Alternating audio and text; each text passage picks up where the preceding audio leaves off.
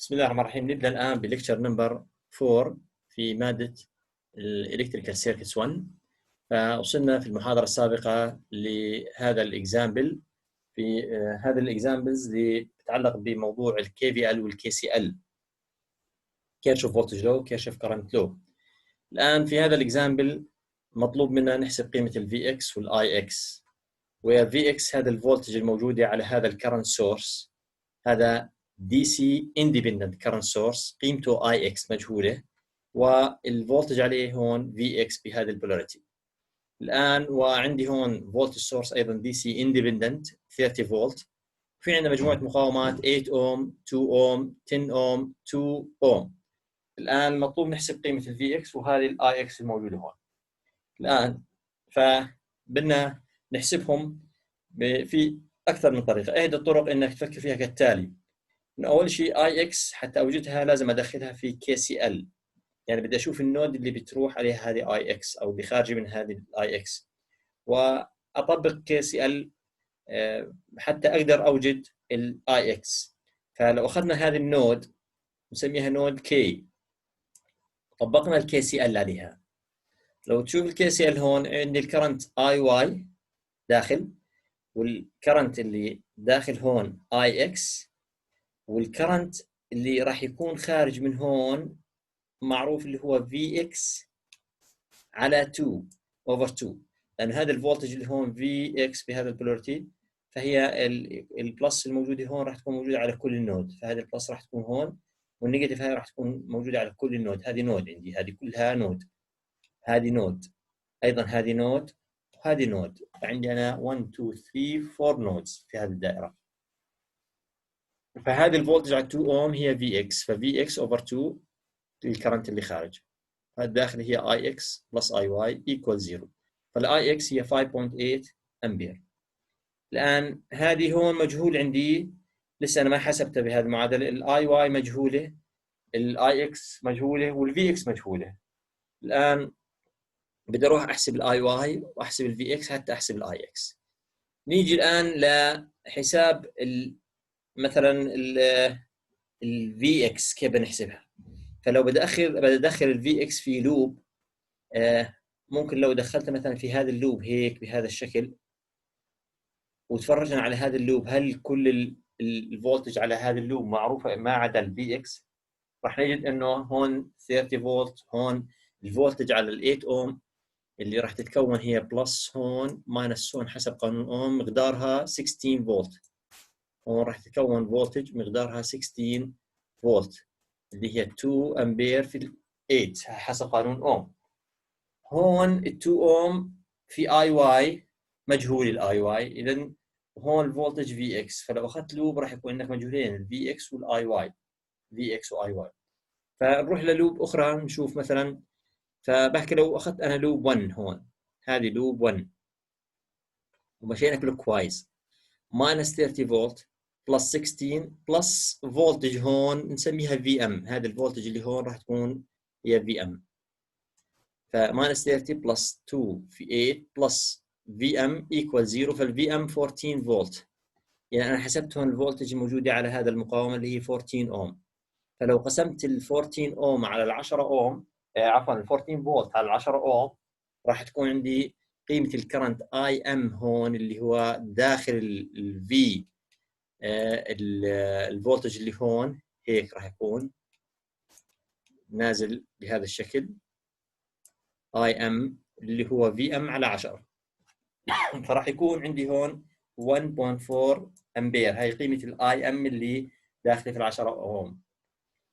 فانا هون بقدر استفيد من الاي ام اللي حسبته هون في حساب الاي واي، لانه بعرف الكرنت اللي هون 2 امبير والكرنت اللي هون 1.4 امبير، اذا الكرنت اللي هون راح يكون 2 ماينس 1.4 اللي هي 0.6 امبير. فكانه انا طبقت كي سي ال على هذه النود اللي هون، هاي طبقت عند النود هاي طبقت الكي سي ال هذه، اوجدت الاي واي اللي هو 0.6 امبير. الان اذا اوجدت انا هون الاي واي، اذا بقدر انا اوجد الفولتج على ال 2 اوم اللي هي الاي واي في 2. فلو اخذنا احنا لوب 2 هون، فالفولتج هو معروفه والفولتج هو معروفه، وبقدر احسب الفولتج اللي هون اللي هي الفي اكس. فماينس في ام بلس 2 اي واي بلس في اكس ايكوال 0. اذا في اكس 12.8. نرجع نعوض هون في اكس وهون اي واي، فراح تكون اي اكس هي 5.8 امبير. الان نروح لاكزامبل اخر. في هذا الاكزامبل المطلوب نحسب الابزورب باور باي ايتش اليمنت. اذا الابزورب باور باي ايتش اليمنت ان جنرال لاي اليمنت هي اي في في، بيلزمك الكرنت في الفولتج، وير الكرنت هو الكرنت اللي داخل في البوزيتيف للفولتج. هيك التعريف البي ابزورب. بالنسبه للمقاومه هي اي سكوير في ار او في سكوير على ار. الفولتج موجود على المقاومه تربيع على ار، او الكرنت بمر في المقاومه تربيع في قيمه المقاومه. فهذه كل الاليمنتس هذه مشبوكين مع بعضهم البعض بهذا الشكل، بمر فيهم كرنت واحد بهذا الشكل نسميه اي، هذا الكرنت. فلو اخذنا لوب هون كي سي ال عفوا كي في ال بهذا الشكل، نشوف ايش بيطلع معنا هون، ايش المجاهيل وايش بنقدر نوجد. ونعتبر انه الكرنت اللي راح يمشي فيهم كلهم هو كرنت اي. فراح يكون عندي، راح نبدا من هون ماينس 12 فولت بلس 8 في اي بلس 7 اي بلس 4 في اكس ماينس الفولتج اللي هون ماينس في اكس، لانه هذا عباره عن ديبندنت فولتج سورس بيعتمد على قيمه فولتج اسمها في اكس اللي هي هذا الفولتج. طبعا علاقه الفي اكس في اي انه ماينس اي في 30 اوم هي الفي اكس، ماينس اي في 30 اوم هي في اكس. هذا الفي اكس اللي هي ماينس 30 اي، هاي قيمه الفي اكس، لانه نعرف حسب قانون اوم الكرنت اللي داخل البوزيتيف للفولتج مضروب في الفولتج بيعطينا عفوا مقسوم على الفولتج، او الفولتج مقسوم على الكرنت يساوي المقاومه. فهيك بهاي المعادله بنستخدم مكان في اكس in terms of I، فبقدر اوجد قيمه الكرنت اللي هو ماينس 160 ملي امبير. اذا اول شيء البي ابزورد على 30 اوم اي سكوير في ار، اي سكوير اللي هو الاي سكوير في ار، والبي ابزورب باي ال 12 فولت هو قيمه الفولتج 12 فولت مضروبه في الكرنت اللي داخل البوزيتيف اللي هو ماينس اي، فراح تكون اي 0.16 ماينس اي اللي هي اصلها ماينس بتصير والنيجاتيف لها بتصير بوزيتيف مضروبه في الفولتج اللي هي 12 فولت، راح تكون 1.92 واط. على 8 اوم اي سكوير في ار بهذا المقدار، وال 7 اوم اي سكوير في ار نفس المقدار هذا الموجود عندي هون. وايضا على ال 4 في اكس قيمه الفولت اللي هي ال 4 في اكس في الكرنت اللي داخل في البوزيتيف فيها اللي هو الاي، ف 4 في اكس في اي. في اكس زي ما حكينا اللي هي ماينس 30 اي، بنعوض مكان الاي ماينس 160 ملي امبير اللي هو ماينس 0.16 امبير في ال 30، وفي عندنا النيجاتيف بتروح مع بعض البعض بهذا الشكل، وبتعوض قيمه الكرنت اللي هو اي اللي هو ماينس 0.16، فبتكون بهذا الشكل. هذه قيمه الابزورب باور في باي ايتش اليمنت لكل واحد فيهم. اذا جمعناهم راح يكون النتيجه زيرو زي ما حكينا سابقا. الان هون لو يتفرج مين فعليا هو جنريت للباور ومين فعليا ابزورب للباور، اول شيء كل المقاومات هي ابزوربنج للباور. الان الفولتج سورس هون 12 فولت، حسبنا اللي هي الفولتج 12 فولت البي ابزورب، هذا البي ابزورب بوزيتيف فاليو، اذا فعليا هو ابزوربنج للباور، هو ابزورب للباور لانه بوزيتيف فاليو فيها. اللي 4 في اكس هذه 4 في اكس absorbing negative value، فهي فعليا هو جنريت للباور، هذا جنريت للباور هو absorbing الباور، والمقاومات absorbing للباور راح تكون absorbing للباور. اذا هون عرفنا ايش مين الابزوربنج مين الجنريت. ونروح لاكزامبل اخر اللي هو هذا الاكزامبل. هذا الاكزامبل زي ما هو معطى معي هون 5 امبير 1 امبير 6 امبير و 10 اوم 10 اوم، مطلوب نحسب البي ابزورب باي ايتش اليمنت. الان الطريقه سهله هون، فبدي اعتبر هو هون في عندي تو نودز، هذا النود في عندنا النود اللي هون. فلو اعتمدنا مثلا هذه النود، اخذنا الكي سي ال على هذه النود، الكي سي ال، خذ الكي سي ال على هذه النود، الكي سي ال على هذه النود. انا طبعا راح اعطيك هنت للفاينل، طبعا هذه الفاينل انسرز كاكسرسايز اعتبره لك، بس كهنت لك انك اول شيء خذ كي سي ال هون على هذه النود، وراح تكون فالكرنتس اللي داخله 5 امبير، 6 امبير، والكرنتس الخارجي 1 امبير، وفي عندي هون فولتج نسميها في، هذه مجهوله. اذا قسمت على الكرنت على المقاومه عفوا بتعطيك الكرنت اللي خارج من هون، والفي نفسها موجوده ايضا هون، يعني نفس النود هون نفس النود هون، فالبوزيتيف هون راح توزع على كل النود، والنيجاتيف راح توزع على كل النود، فراح يكون موجود على كل النود، فراح تكون ايضا عليها فولتج في، ففي على 10 فراح تعطيني الكرنت اللي خارج من هون، وفي على 10 راح تعطيني الكرنت اللي خارج من هون. هذه 1 امبير، هو 6 امبير، هو هيك 5 امبير. هيك بتقدر انت تحلها، بتوجد قيمه الفولتج في، الفولتج في. فمجرد انك وجدت الفولتج في، البي ابزورب باي ايتش اليمنت هذول اللي هون راح يكون في سكوير على ار، والفولتج على كل واحد فيهم بالكرنت اللي هون اي في في. فالفولتج معروفه والكرنت موجود، فبقدر اطبق واوجد قيمه البي ابزورب. اما بالنسبه لهذا الاكزامبل هون، اكزامبل شوي من لو ما تتفرج عليه من اول مره راح تشوف انه شوي معقد، لكن هو سهل الحل اذا اعدت عمليه الرسم لهذا السؤال. اذا التريك هون في السؤال انك تعيد رسمه هذا السؤال.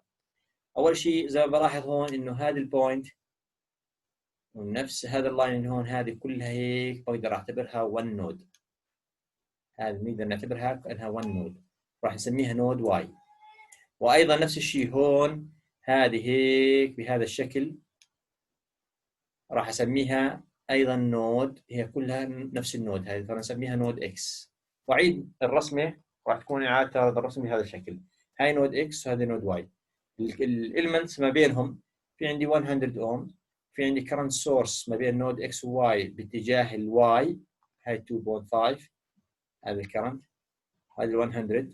في 10 اوم موجود ما بينهم، هذه ال 10 اوم، وايضا ما بينهم راح يكون في عندي فولت كرنت سورس ديبندنت باتجاه الاكس، راح يكون قيمته 0.2 في 1، وراح يكون هيك 0.2 في 1. وفي عندنا ال 25 اوم بهذا الشكل، والفي 1 هاي الفي 1 البوزيتيف عند الاكس والنيجاتيف عند الواي، ففي 1 هون راح تكون هيك، هذه الفي 1 بهذا الشكل. المطلوب هو نحسب قيم الكرنتس I1 I2 I3 I4. فلو بدي احسبهم اول شيء بنحسب قيمه V1، فهذه عباره عن 2 نودز، بقدر اطبق الكي سي ال هون عند نود اكس، عند نود اكس تقدر ترسم هذه الرسمه بهذا الشكل وتسمي هذه نود زد من جديد. لكن لو طبقت كي سي ال هون، لو اخذت نود اكس هون، بحكي انه الكرنتس اللي داخله، او خلينا نحكي الكرنتس اللي خارجه ايكوال 0، فهون راح يكون كرنت هيك خارج V1 على 25، وعندنا هون كرنت داخل 0.2 V1، وفي عندنا V1 على 10، وفي عندنا هون 2.5 كرنت خارج، وV1 على 100 خارج ايكوال 0. فهون بقدر احسب قيمه V1، ولما احسب قيمه V1 هون حسب قانون اوم بقدر احسب قيمه الI1 اللي هو هيك هيك اتجاه الكرنت اللي اقدر احسبه. اذا قسمت V1 على 25 راح تعطيني كرنت هيك اللي هو ماينس I1، اذا ماينس 2 امبير راح يكون. الان الكي سي ال بدي ارجع للرسمه الاساسيه هون، انا حسبت قيمه I1، لاحظ حسبت قيمه I1، حسبت قيمه V1، فهون V1 كونه موجوده بين X و Y ايضا موجوده هون V1، هذه هون V1، لانه هذه البوزيتيف فيها هون فراح يكون هو بوزيتيف هون وايضا بوزيتيف هون، والنيجاتيف لها موجود هون فهو ايضا موجود هون، وهذا راح يكون عليها فولتج ايضا هون V1، لاحظ هون V1 بهذا الشكل، وهذا النيجاتيف لها هو موجود بهذا الشكل. الان فلو اخذت عند نود A الكي سي ال ات A، فراح يكون عندي 0.2 V1 داخل I1 داخل، واللي خارج راح يكون I2، واللي خارج من هون V1 على 10. I1 موجوده وV1 موجوده وV1 على 10 موجوده، بضل عندي I2، فبقدر احسب قيمه I2 اللي هي 3 امبير. نفس الشيء لما احسب I3 باخذ KCL at C. at C هون عندي نود C، هذه نود C، فعندي مجموع الكرنتس اللي خارجه مثلا 0.2 V1، وهيك في عندي I3 خارج، وفي عندنا كرنت هون راح يكون داخل قيمته V1 على 25، داخل اللي هو V1 على 25 او اللي هو ماينس I1 راح يكون داخل هيك، او بتعتبروا مباشره انه الكرنت الخارج هون I1 والكرنت الخارج I3 والكرنت الخارج 0.2 V1، I1 بلس I3 بلس 0.2 V1 equal 0، فبقدر احسب الاي 3.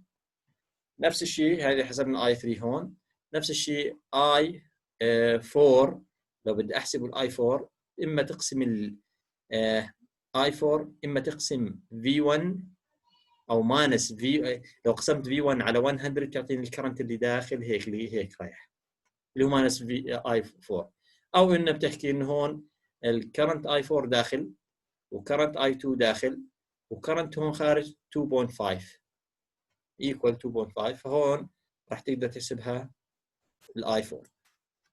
الان بالنسبه هيك كملنا تقريبا مفهوم الكي سي ال والكي في ال. طبعا هذه التكنيكس راح نستخدمها لقدام شوي كثير بالمسائل، فهي من التكنيكس الاساسيه سواء الاومز لو او الكي في ال او الكي سي ال. الان نيجي لمفهوم السيريز والباراليل كونكشنز فور سورسز. بالنسبه للفولتج سورسز، فالفولتج سورسز لما يكون في عندك انت مجموعه سورسز مشبوكين بهذا الشكل، هذه بقدر انا اجمعهم كلهم ك1 فولتج سورس.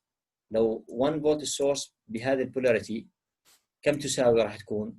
بحكي بدي اسجل الفولتج اللي تكون بنفس الاتجاه الفولتج اللي انا بدي اياها اللي انا رسمته هون بوزيتيف، واللي بتكون مخالفه لهذا الاتجاه بتكون نيجاتيف، فهي راح تكون في ايكوفالنت اللي هي V3 بلس V2 ماينس V1. فممكن انا اكتبها هذه ايكوفالنت انها تكون هيك، هاي نيجاتيف هون بوزيتيف مثلا بهذا الشكل. احكي هذه ايش راح تكون تساوي؟ V1 minus V2 minus V3. الV ايكوفالنت هذه V1 minus V2 minus V3. فعمليه الجمع لهم سهله، ترسم انت ايش الايكوفالنت لهم 1 فولتج سورس، ارسمهم باي اتجاه وسجل الفولتج اللي بيكون بالاتجاه اللي انت واضعه هون بوزيتيف، اللي معك بيكون بوزيتيف واللي بيكون عكس هذا الاتجاه بيكون نيجاتيف. فاكزامبل عليه مثلا عندي انا هون V1 هون V2 هون V3 وهذه R3 R2 R1 R4.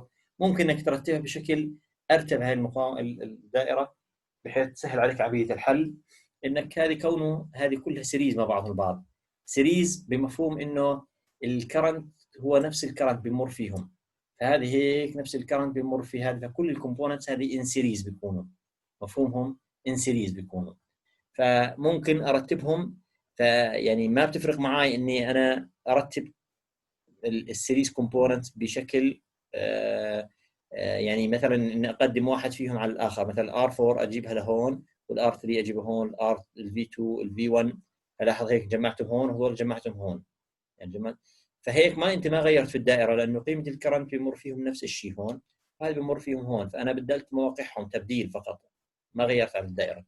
فهون بقدر انا بعديها ارتب هذول هون V ايكوفالنت لهم بهذه البولاريتي بدي اياها V1 minus V2 minus V3، وهذه R1 R2 R3 R4 مع بعضهم بعض. قدام شوي راح ناخذ السيريز للمقاومات، بنسميهم سيريز كونكشن للمقاومات، من نفس الكرنت راح يمر فيهم، بقدر اجمعهم مع بعضهم لمقاومه واحده. فببسط هاي الدائره هذا 1 فولت سورس 1 ريزيستور راح يكون. الان بالنسبه للباراليل كونكشن، وانا موضوع الباراليل والسيريز اتوقع اخذتوه انتم قبل هيك في الفيزيكس 2. بالنسبه للسؤال اللي اخذتوه عن المقاومات، فنفس الشيء بينطبق على الفولت سورسز هون، او خلينا نحكي لما نحكي سيريز مفهومها انه الكرنت بمر في الكومبوننتس بنفس المقدار. لما نحكي باراليل بمعنى انه الفولتج على الكومبوننتس هذه بتكون نفس المقدار.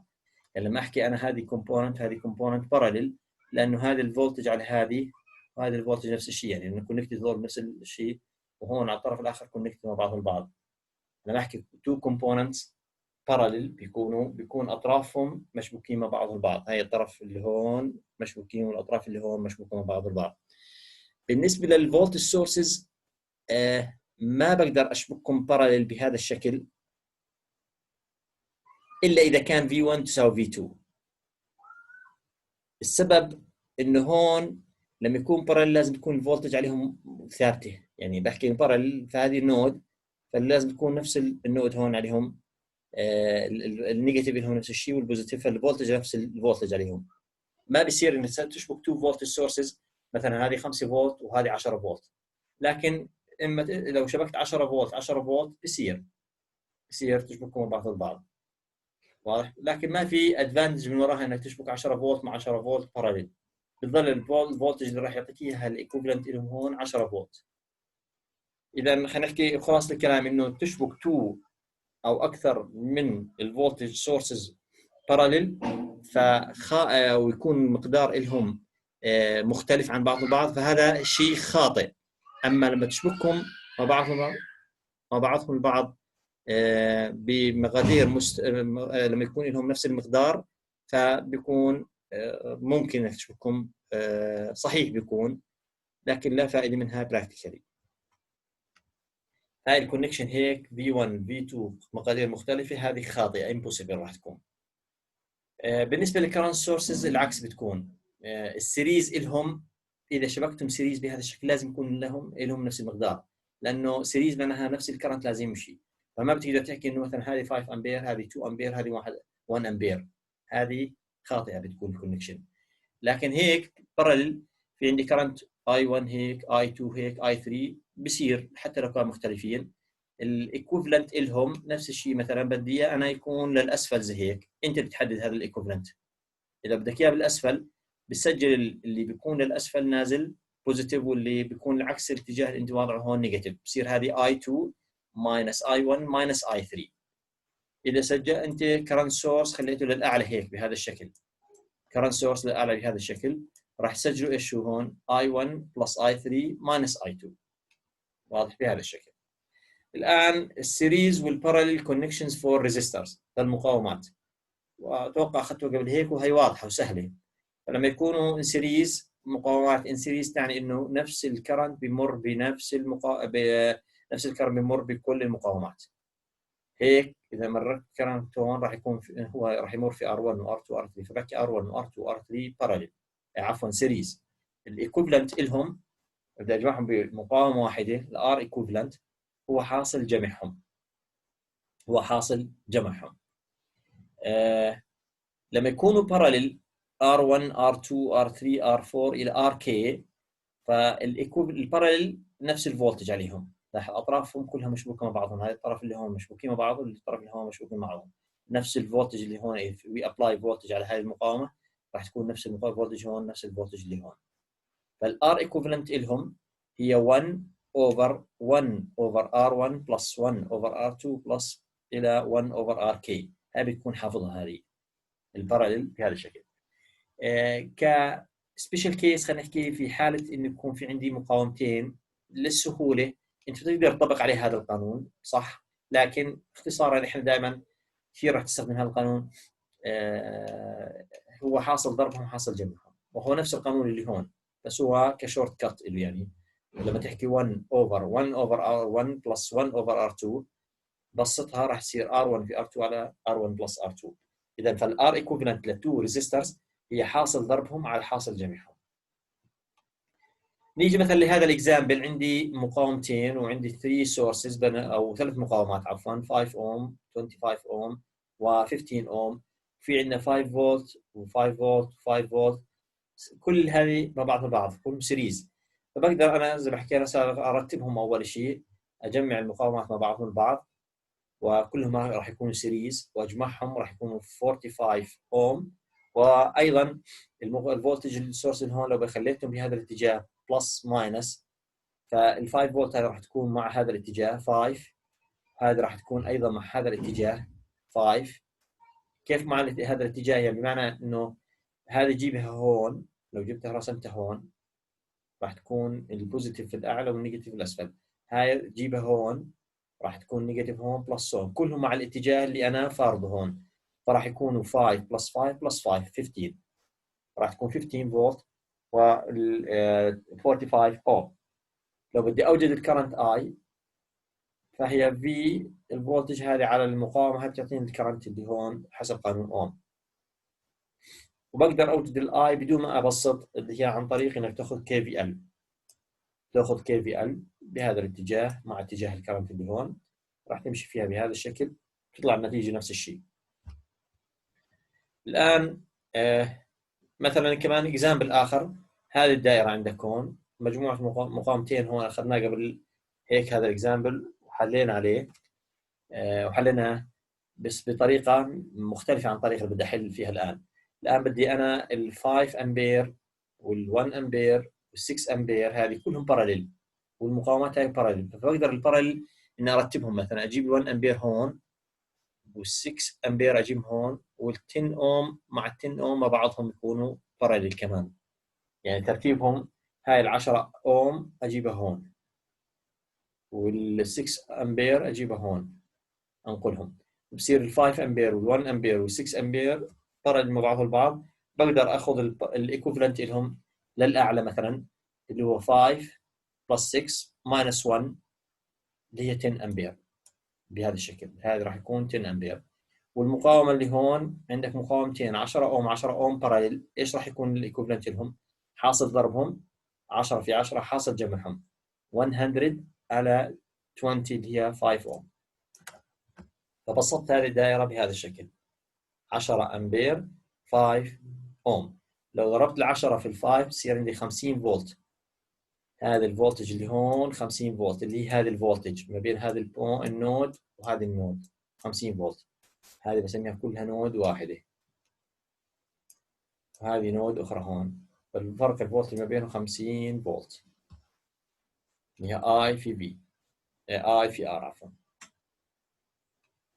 هذه اللي هون هذه التو كومبوننتس الفي والار، لو سالتك هل هم سيريز اور باراليل بقدر اعتبرهم سيريز وباراليل بنفس الوقت، يعني هيك الفولتج عليهم نفس الفولتج، هي اطرافهم مشبوكين مع بعضهم بعض نفس الشيء، هي باراليل، وبي لك نفس الكرنت راح يمر فيهم، اذا سيريز، فهي هاي يعني ك سبيشال سيركت خلينا نحكي هيك، هي باراليل اند سيريز مع بعضهم.